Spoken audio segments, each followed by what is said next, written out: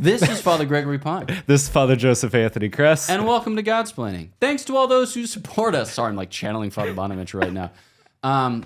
Thanks to all those who support us. If you enjoy the show, please consider making a monthly donation on Patreon. Be sure to like and subscribe to Godsplaining wherever you listen to your podcasts.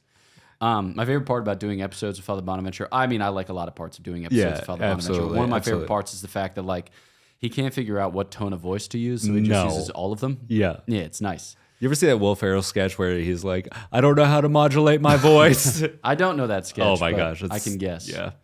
Yeah. Back in the day, man, that was like our main comedic entertainment / formation was Will Ferrell. Which is wild to think. He's still funny. Okay, so speaking of funny things, I don't know if people realize this, but we went to the novitiate together. We did. We were in the novitiate together. We didn't just go there together. We didn't just show up and then we were hand in hand when we showed up. Exactly. Yeah. Arm in arm, as it were. We skipped there together. But we had some number of rooms in the priory there at St. Gertrude's, and that number of rooms was not actually equal to the number of human beings there. It was less than, actually. It was less than. It was fewer than. The number did not amount to the total of beds required.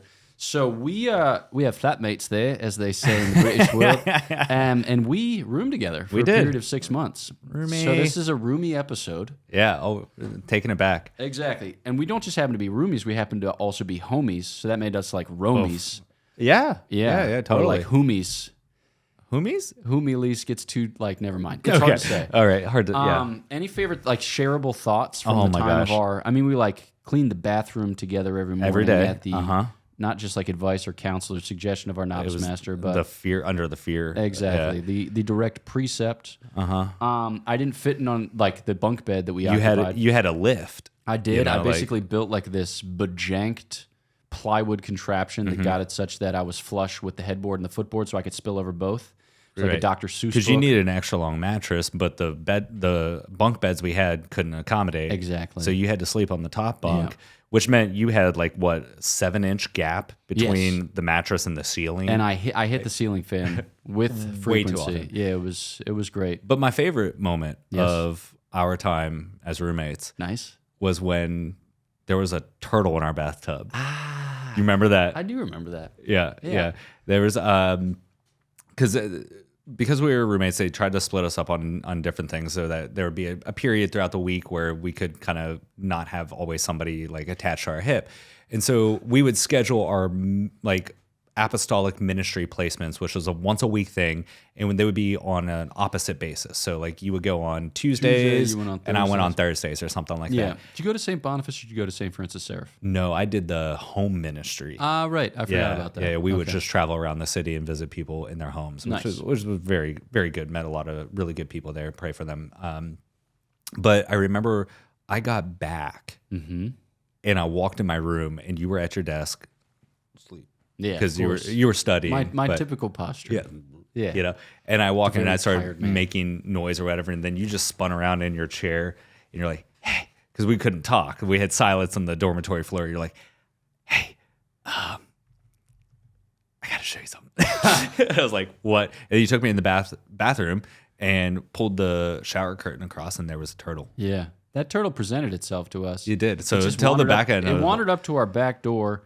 And who were we but to accommodate it, you know? Whereas there was not room at the inn for our Lord, there was room at the inn for the priory, I suppose, for this little turtle, whose name is still unknown to us. I think we dubbed it something, but I've forgotten. Oh, there was a name given. That's okay. We'll try to jog our memory by reference to every enjoyable turtle thing that we've ever seen on the internet. Like, drop a comment on this video what name we should have given that turtle. Should have been given. Yeah, and if we can invite that kid from that state fair with the skeleton face paint, I love turtles. Yeah, that'd be delicious. My brother exclusively pronounces turtles as trutlers, also, which I think is a bold strategy and a move that I'd encourage among the listening public. So if you'd like further thoughts on trutlers, you can email my brother Matt Pine. Okay, so. And I remember when Father Bonaventure told Father Basil, the prior at the time, that a turtle had showed up at our back door. He's like, I bet you a young child in the neighborhood did that. And Father Bonaventure was like, I bet not. I bet not. I bet he did. How long did we keep power?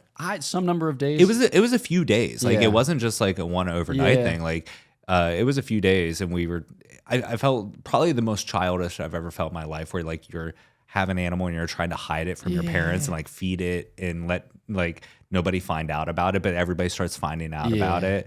Like, I don't even know if how long we tried to hide that from the novice master, or if we did, because we had also like hosted toads in the house for a while. We did do that for a while. Like a big earthen box, because we were going to put them in our toad garden, which took us a while to construct.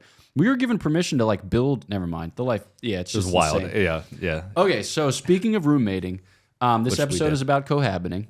So we thought that we would transition there seamlessly. But I think like folks were talking about this more maybe 20 years ago, and they're talking about it less now, and it's in part because the culture has just drifted into oblivion, and I think a lot of people have given up on whatever that was a problem 20 years ago, so as to focus on like, let's just not kill innocent children, and let's not like kill old people, or and kill let's ourselves. not like kill ourselves, and let's not like change you get it. All right. So like, you know, we talked about like the transgender issue on the podcast a couple of times in the past several months. So it seems like as more contemporary issues have become more urgent, we've like not like stopped caring about certain things, but we've just kind of thrown our hands up and said like, we can't be angry about everything. Right. Nevertheless, it's helpful to return to perennial issues with some frequency, lest we forget the principles at stake, the arguments that need to be deployed, and the way in which we can actually help those concerned by it. So, okay, let's say theoretical situation. Let's say that you're preparing a couple for marriage, theoretically. Let's say that couple comes in, they fill out their prenuptial investigation. That's correct. Theoretically. And let's say that they list the same address. That's right. Theoretically. Okay, what's going through your mind, what's going on in your heart, and then how are you going to begin like broaching this issue with the couple? I do it right out of the gate. Nice. Like, you're like, my name's Father Joseph Anthony, and you should live in separate houses. Yes, exactly. No, I the way I approach it is that like when they fill out the P&I, we do that individually, and then we come back and I walk through the rest of marriage prep and what to expect over the next few months before their wedding and all that kind of fun stuff. And I say, okay, one of the things that I noticed is that you have the same address. And they're like, yeah. And I was like, so you guys are living together? Yes. And I say, okay, that's fine. When I see that, I make some assumptions, okay? And I'm happy to be wrong. You can tell me whether I'm correct or incorrect, but these are the operating principles that I'm operating off of, okay? So I'm going to lay that in front of you just so that we're all transparent and that we're on the same page. So when I see that you're in the same address, you're cohabiting, I assume then that you're sleeping in the same bed and having intercourse before you're married. So I'm happy to be wrong on that. And if I am, please tell me now so I then can change how I interact and how we do this marriage prep. But just so that you know, that's my assumptions that I'm making because you've given me this address. And if I'm wrong, let me know. If not, I'm going to continue on this path, and that's how we're going to move forward. Nice. And I've yet to have a couple tell me I'm wrong. Tremendous. And I find that when it's this elephant in the room that we're going to dance around until meeting 3, 4, 5, it's problematic. When's the last time you danced around anything? I dance a lot, man. No. Yeah. Okay. I mean, like you physically dance a lot, but like spiritually, I don't see you as much of a dancer around. Yeah. But so it's like I'm much more comfortable of calling it out from the very beginning. And once we're all on the same page, and then I say, okay, so from this point on, that's not going to happen. Nice. And that's going to be how we approach this. Coach Kress. Yeah. That's what you get. No. But I just find that like you have to be able to call it out for what it is. And then we can have an honest conversation about that. Yeah. And I feel so much better about that. And the couple tends to be a hell of a lot more at ease because it's in the culture that's like, oh, we shouldn't be cohabiting. And if the priest knows we are, is he going to be angry at us, or is he going to like kick us out of the church or things? But if we just deal with it right out of the gate and know where we all stand and what the expectations are from there, then we can actually have freedom to move forward with this. And then we have some conversations and deal into the kind of nuances of it and the kind of get in the weeds of the reality. But yes, cohabiting, still a sin, not a prerequisite for marriage, is not part of the kind of preparations is to move in beforehand. No, we can deal with it that way. But when it shows up in a marriage prep situation, I just go straight at it. Okay. Next thing in marriage prep, I want to communicate to the couple why sex is reserved for marriage. Yes. So like, why is the church somewhat jealous about sexual intercourse within the setting of the sacrament of matrimony, because I think a lot of people don't understand and don't sympathize. They assume that it's an arbitrary rule so that the church can rule more of your life and like extract from you more in the way of tithe. But actually, it's super sensible, because when the church describes the sacrament of marriage, she says that it has two ends. I like the shape and the goal. All right. So like the shape of marriage, the mutual support of the spouses. So it's a comprehensive sharing of life, physical, emotional, psychological, spiritual, which entails, like physical sharing of a comprehensive sort, entails sexual intimacy. So it's like, it's something after the manner of a friendship, but it's unlike any other friendship in that it's a friendship, the shape of which conduces to its goal, which is the procreation and education of children. So like that is the logic of marriage as a natural institution and as dignified and raised to the sacramental kind of dispensation. It's for, like begetting life. And now there might be persons who are beyond childbearing years who get married, and we can talk about how nature obtains always or for the most part, and we can describe how exceptions of one sort are different than exceptions of another sort, like because they're still playing the game and they're playing a different game and yada, this and such. But like basically, marriage, the mutual support of the spouses is its kind of form or shape, but it's ordered to the procreation and education of children. That's its goal or end. And in effect, children are to be brought into a world where they know, they're certain, they are confident that they have the love of those who begot them, that they have the love of those who brought them into it. So like, we just know, based on sociological data, that children who grow up with their biological parents have a much, much, much, much, much, much, much greater chance of success or flourishing than do children who grow up without one or both of their biological parents. It doesn't mean if you grow up without one of your biological parents or both of your biological parents in the home, does that mean that you are doomed or destined to failure? No. Right? God's going to do what God's going to do, and we all come before him. We all come before the throne of grace as beggars.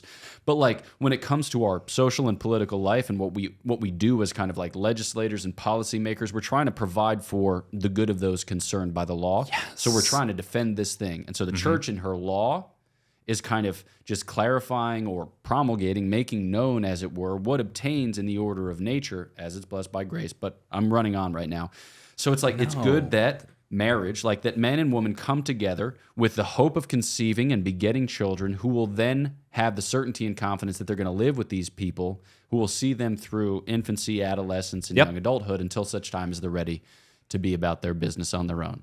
I think so many couples see the church as being pleasure police, and they're like, oh, you just don't want us to have pleasure. And it's like, well, sex is actually a hell of a lot more like intricate than just the pleasurable side of things. Now, there's a reason that the pleasure is as ecstatic and intense as it is, right? This one act, it's a very physical act that the Lord invites us into in the spousal relationship, is that through which new life is generated. In the creating of new life is actually an action only proper to God, right? This is like only the Lord creates. And so in a real sense, the reason why the pleasure is so intense and truly ecstatic is because the couples are almost lifted out of themselves in participating in a proper act of the deity. And so there's a certain, there's a reverence for that act, and not just reducing it to a way to intense pleasure, right? And so then in the spousal, and that demands a certain kind of stability to that this is given to only one person and it's not given to multiple, and that it's done in this kind of spousal relationship in that way. And I also love, there's so much wisdom in the church and how she approaches the sacrament of marriage, right? Look at the ritual of marriage, right? Lex orandi, lex credendi, as we pray, so we believe. The actual ritual of marriage lays this out so perfectly, right? You have the questions before consent, right? There's an investigation of your intellect. You know what you're about to entail, and this says, have you come here freely and wholeheartedly? Do you intend to follow the path of marriage for as long as you shall live? Do you intend to beget children, God willing, and raise them up according to the laws of Christ and his church? And there's an investigation of, do the couple understand in their intellect what's about to happen? And immediately on the heels of that, there's an exchange of consent from spouse to spouse, right? And if you look at the ritual, it's that exchange of consent that is where the marriage takes place. It's an act of will, right? And if you look at the ritual, everything up to that says bridegroom and bride say this, bridegroom and bride stand here. But after that exchange of consent, it says the husband and wife. The husband and wife place the ring on each other's finger. So it's the exchange of consent. There's no vows in the Catholic ritual, actually. It's an exchange of consent given from one to the other. And then what happens is in that place, then our passions become perfectly ordered towards each other in the mutual embrace of the spousal act. So having sex within the context of marriage and consummating the marriage, right, is the perfect ordering of the passions towards their proper end of the generation of new life, both the shape and the goal, as you so beautifully said. So what do you see here in this spousal reality? Well, you see intellect informs the will, and the will governs our passions for the perfect good. So now the human person now has become perfectly ordered again in their created glory and redeemed, because we just walk through all of that. Now, if you separate those things out and put them in different orders, now that's a disordered relationship, and those are disordered actions. And so there's a real wisdom and beauty to how that is approached. And that's why we want to safeguard that reality. We don't want to invert it, right? We don't want to act and live as if we're married before that has actually happened. And that's where the inversion comes into play. And that's why we are actually caution and hesitate and actually have strong prohibitions and say, no. Premarital sex, no bueno. Cohabiting, no bueno. Like, we want to do this in the right order because it's actually the proper redemption of the individual in the grace of God to restore us back to the created glory of the Garden of Eden. Yeah. Okay. When folks gain some purchase on that, it can have a profound effect on their lives. It can open their eyes as to like what the Lord is proposing, the goods that are on offer, which we can lay hold of, provided that He, affords us what we need in order to do so. But I think a lot of us, that we're just content to settle for something less. And then as a result, we're trying to build out reasons for which, rationalizations, justifications of our behavior to try to kind of buffer ourselves from the recognition that the choices that we made may not in fact be the best. So we're just kind of consequentialists, or we're just driven by expediency, or we're lazy, or we're sluggish, or whatever it is. But when people cohabit, oftentimes it takes a little bit of whatever you would call that. This is like what the French do when they say that something sapous. It's going to take a little get up and go to move them from that position of whether it's just like lassitude, or whether it's obstinacy, or yada yada. So you'll hear any number of arguments as to why I should, live with my significant other. So let's just take them each in turn and afford them as much time and space as we think that they merit. So let's say this: it's more convenient. Yeah, absolutely. Like, we can share stuff. Yeah. And we don't have to like travel as far to visit each other. We can just like go down the stairs, or as it were, roll over. Yeah. So convenience. Tell me, is convenience a sufficient paradigm for what? Engaging in this type of behavior? No, absolutely not. Blammo. Talk to me. What about it? We're not made for comfort. We're not made for convenience. This life isn't convenient. The goal of our life isn't to be easy. The goal of our life isn't to be let's do the effort that it takes to make this as easy as possible. We live in a fallen world. We live with a fallen humanity. This pilgrimage of our earthly existence is not going to be easy. So if the only goal is to work in such a way that we're aimed at what is the easiest, the most comfortable, the path of least resistance, then we actually end up finding that we never became truly ourselves. And yes, it's not going to be convenient to live across town, and you're going to have to be intentional with the time that you spend with each other. And maybe you have to have boundaries that you don't stay overnight. And then because of that, now the relationship has the opportunity to grow and mature, because you have a certain kind of then intentional sacrifice to say, actually, I'm choosing you. I'm choosing to spend time with you. And I'm choosing to make the sacrifice of spending the gas money or driving across town and sacrificing, a few hours of sleep because I'm in transit. So there's this kind of implicit way of just saying, you are not worth my convenience. You're worth my sacrifice. And my love pushes me, motivates me. And your love for me demands that I respond with sacrifice and not comfort or convenience. Yeah, I think that there's a big way in which like modern and contemporary life is very comfortable and very convenient. You can see the devastating effects of that as people just kind of shrivel up and die.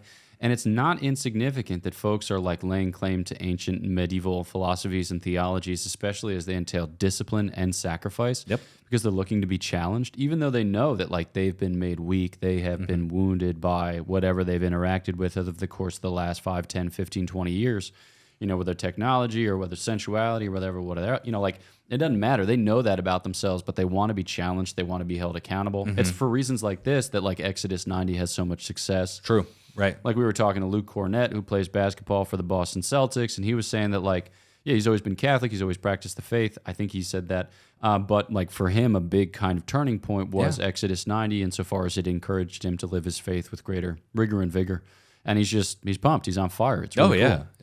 Yeah. Okay, so a variation on the it's a more convenient theme is it's more economical. And I think we can take it with a similar disposition in the sense that like, okay, you might be saving money by living together, but you're also entangling your lives in a way that begins to compromise your freedom, which compromises your consent. So whereas like you might see, all right, this person's abusive, or this person is problematic, or this person is toxic, and perhaps it's time to end the relationship and to disentangle, to distance myself from it.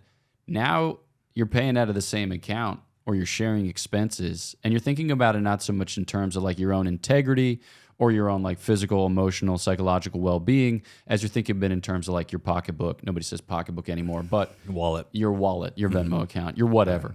Your Apple Wallet. Yeah, exactly. Blammo, which is like... That's a whole different thing. That's a whole different thing. So talk to us about economy. Yeah. It's similar on the same lines of like, you know, this is more convenient that way, right? Let's save some money. And financial security is a real thing. And I encourage people like, yeah, don't be afraid to actually move towards financial security. Don't be reckless with money or things like that. But also this is getting back to what we were talking about earlier. You know, we don't want to, you know, act in a stage of life that we are not actually in. And so to co-sign a lease together, that actually in many respects entangles the two individuals in such a way that they don't have freedom. You know, if something goes sour in the relationship, they don't have the freedom to leave now because their finances are wrapped up. They don't have another place to go. Well, because the relationship there hasn't been that kind of level of commitment in that spousal union in such a way to say, okay, we're going to persevere through this. But now, like, it's still a transitory stage of the relationship. Dating is a transition. You know, engagement is a transition. The permanent one is marriage. And so if you're in that way, then you've kind of entangled yourself in such a way that you have now a different pressure or a different voice that is making demands on you that you don't have the freedom to actually invest in the relationship now. That there's a different demand that is kind of then pulling the strings and maybe forcing you to stay in the relationship longer than what you would rightfully stay in or anything like that. So yeah, those types of environments actually do rob the person of the freedom to invest in the relationship and be free to invest in this person that you're dating, right? And so it's a weird place to say that, like, yeah, you're actually not progressing the relationship. Oh, we are moving in together. We're taking the next step in our relationship. You're actually restricting the relationship because you're acting in a way that is too far down the line than what you should be. Yeah. And I think too, like, I mean, if life is just about like sparing or saving expenses, right, it's just going to end up lonely and like weird. And it's what it is. I mean, like we see the kind of general tendency of the culture is to have fewer and fewer children and to have them later and later in life. So it's like once I've established myself financially, once I have promoted myself kind of business-wise, once I have attained to whatever goals that I have set for myself given my kind of workplace or otherwise trajectory, then it's like children are introduced as the kind of crowning glory, as it were. And that's somewhat, you know, fast and loose, and that probably doesn't do justice to the motivations of the people themselves. I want to push a little further on that. Like, what's the motivation there? Like, I have to establish the most comfortable, convenient lifestyle through which I can introduce these kids into. Yeah. You know, and that's once again being motivated by kind of comfort and ease. Yeah. Instead of saying, well, life is a struggle. And there's many things of life that we don't get a chance to dictate. Yeah. You know, and suffering is a real part of life. Yeah. No matter how fabricated it may be, no matter how kind of manufactured the comfort is, suffering is still real. Yeah. And so to kind of keep delaying this and saying like, well, I have to get myself, to a certain level of comfort. And that's different than saying I need to actually be stable. Like, stability is a real reason to say, okay, we're not stable. We shouldn't have kids right now. That's a different thing. But if I'm saying I need to be at a certain level of comfort in my in my status or comfort in my job before I bring these kids into it, then we're being motivated by the wrong things. Yeah. And it's not actually helpful to the rearing, education, and the maturation of those children. Yeah. Okay. Let's take on a couple more before we round out the scoring here. So some people will say like they want to try it out first. Try it before you buy it. They're like made a little nervous at the prospect of marriage. Maybe they themselves come from divorce. So like their parents married, their parents divorced. They realize that the chances that this succeeds statistically is like around 50%, which is a little nerve-wracking.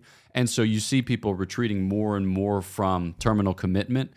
So it's like they're having a harder and harder time actually choosing a thing which will remove from them the possibility of another thing. Yeah. And so somewhat paralyzed at the prospect of decision. Nevertheless, they want to advance in a certain manner. And so they tell themselves cohabiting, that's a way of progressing in this relationship. That's a way of showing some modicum of commitment. What do we do with that? Yeah, it's weird. I've seen situations where I think, once again, 20 years ago, 25, 30 years ago, cohabiting was a situation that was kind of like people feel backed into it by the circumstances of their life. Like, oh, I can't pay for my own place, but if we go together, we might be able to get a place. Like the circumstances of my life are kind of pushing me to take this action. Well, now it's like a weird celebrated thing. I've seen, on social media where there's a celebration, a party. And it's like, well, what are we celebrating? Oh, he asked me to move in with him. It's like, well, is that an engagement? Like you're celebrating this as like a stage of life, like a stage of the relationship that has this big kind of ostentatious kind of celebration around it because we're taking the next step of it. We've been dating for a while. Now we're going to celebrate the fact that we're moving in together. And that's kind of now where it is. And we're not sure if we'll get married or not, but this is worth celebrating because we've made a level of commitment. We've progressed the relationship further. And thus we can kind of figure this out in the context of living together, whether or not this relationship has a future. And that's kind of terrifying. Like that is not the environment to figure it out. Being that proximate and that intimate with each other before you're ready to commit, you're withholding. St. John Paul II talks about in the spousal relationship, in the spousal action, there's a total gift of self. Well, to do these types of things with reserved gifts, to not give the fullness of oneself, is lying. And thus you're testing the relationship, establishing the relationship off of reservations and kind of withholdings. And then are you really testing it? Yeah. Are you really actually doing the thing you said you were going to do is to see, does this have a future? So one of the things that is actually the greatest predictor of the stability of a future relationship is the ability to make a sacrifice, the ability to endure suffering together, the ability to kind of prioritize the other's good, by sacrificial actions. Those things are better predictors and better testings of the relationship than just saying, we're going to try it before I buy it and let's move in to the next phase of our relationship, because it's open-ended, right? We're going to live together for 1 year and then at the end of the year make the decision. It's like we're just going to move in together and see where this goes. That's terrifying. That doesn't end up well. Yeah, and I think it's interesting when you think about marriage after the manner of shape and goal, right? So it's a comprehensive sharing of life, physical, emotional, psychological, and spiritual. But there are certain things which are appropriate to a time where you're getting to know each other, to a time where you're dating, to a time when you're engaged, and then to a time when you're married. And when you short circuit the development or you skip ahead in the context for which it's not intended, there's a real way in which you can do damage by inflicting wounds or exposing weaknesses, which there hasn't, like, a grace hasn't been given for that. And you think about this in the setting of like sacramental life. So marriage is a sacrament. Yep. And it confers a sacramental grace whereby that consent is ratified. And whereby that consent becomes a conduit through which think about husband and wife, like his consent to her consent to him actually begets grace in the life of the other and in the lives of their children.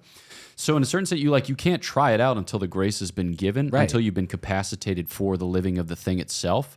And in trying to do so, you actually upset the equilibrium of the relationship and introduce all kinds of new sources of trial, temptation, stress, and strain, which actually, like, it's said that you have a 50% greater chance of getting divorced if you cohabit beforehand. And I think this has to do with it in large part, or this has largely to do with why. Yeah. In that you've actually upset the equilibrium, the ordinary organic development of a relationship whereby you grow in trust so that when it comes time to make that consent be capacitated in the mediation of grace, you have there the kind of natural helps in place. Absolutely.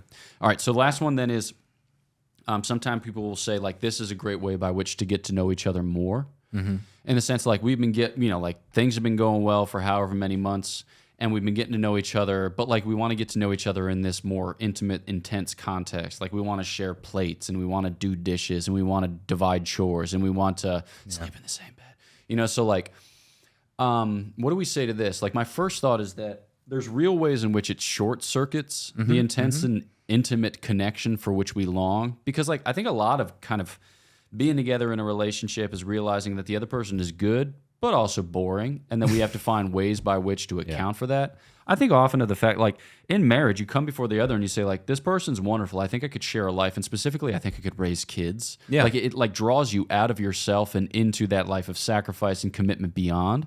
But that requires some creativity. Like, you're going to have to figure out date nights, and you're going to have to manage, as it were, the seemingly irreconcilable, but as it turns out, reconcilable differences which arise when you, like, apply yourselves to a similar task. So what do you think about this idea of getting to know each other? Yeah, I think that it's, once again, this is a brutal way to say it. I think it's lazy. Like, there's, especially when it comes to physical intimacy, sexual expressions of affection are, in our presentation is in the faith, is that's reserved for spouses in the context of marriage, right? And I find a lot of couples think that the only way to physically express their affection is a sexual expression. And we as human beings need to express internal realities in physical ways. And we think that's the only way to do it. So if we're very intimate, we're very trust, like, we click, we connect, and the only way to now express that physically is intercourse, then you're actually overlooking entire horizons of physical expressions of giving each other physical pleasures that are not necessarily sexual pleasures. Sharing good meals. A delicious meal is a physical pleasure. We can do that. That's a real physical expression of affection. Walking in the mountains, going for a hike, seeing sunsets, those are all physical pleasures to share. And that actually opens new horizons to the relationship. Yeah. And going to a concert of her favorite band, this is one of my favorite ones, being with her as she enjoys her hobby. Like, that's physically delighting in the other. It's not sexual, and so if there's this big push of, like, well, we're ready because we click and we connect so much, we ready to take this next step and to, kind of play house a little bit. It's like, but you're not there yet. And if that's the only direction, especially on the sexual side of things, there's many, many other ways to do that. And if that becomes the only expression of physicality, I remember a situation in my novitiate, our novitiate, we were washing dishes and the dishwasher was broken. And I think I've told this story before, but we had a repair guy in there and he was wide-eyed, like, what is this? Like, what kind of cult did I just walk into? Because a bunch of guys in white robes and, whatever. And I was talking to him and explaining all the vows to him. And I was talking about the vow of chastity that we take in a celibate manner. He was in the dishwasher fixing it. And then he pulled out of the dishwasher and looked up at me and goes, I've been married for 16 years. And at some point we all become celibate. And if that becomes your foundation of physical affection, it's going to cease. Yeah.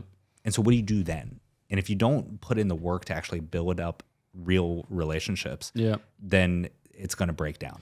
Yeah, I think when you have access to the most pleasurable of modes of physical expression, namely sexual intercourse, then it's going to short circuit the development whereby you would actually grow in your friendship and find 1,000 ways in which to share your life, of like relating well, of interacting well, and of cultivating the kind of intense intimacy that you want. Because, when it comes time, to be married, you still need the virtue of chastity. You still need the virtue of purity, if not only for times of periodic, continence, like your wife's 9 months pregnant or somebody's sick or whatever else, like there are reasons for which, at the very least, just for like self-possession, because the man who has failed to cultivate the virtue of purity, the virtue of chastity, has failed to possess himself. And if he can't possess himself, then he can't offer himself. Yeah. So I think there's a whole lot of like kind of like slumping and gravitating, as it were, to the easiest course of action.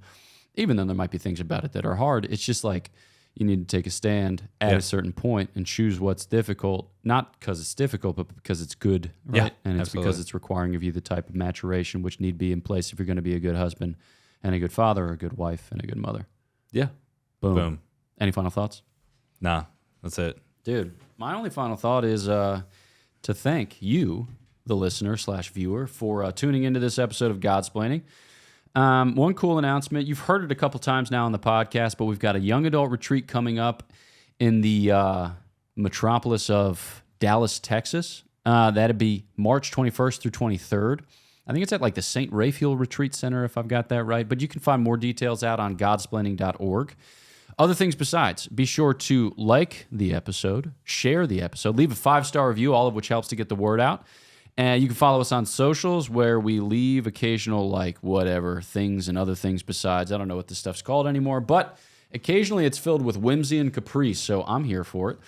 And then also at godsplaining.org, in addition to that event, you'll find other events for which you can sign up, join on, and you'll find some merchandise options, some of which are hilarious. So cheers to that. All right, squad, know of our prayers for you. Please pray for us, and we'll look forward to chatting with you next time on Godsplaining. Father Bonaventure, if you had to choose between getting Warby Parker glasses, subscribing to a YouTube channel, or flossing your teeth, what would you choose? Oof. I guess, to be honest, subscribing to a YouTube channel. See, folks, it's not as bad as flossing your teeth or getting Warby Parker glasses. Please subscribe to Godsplaining. Cheers.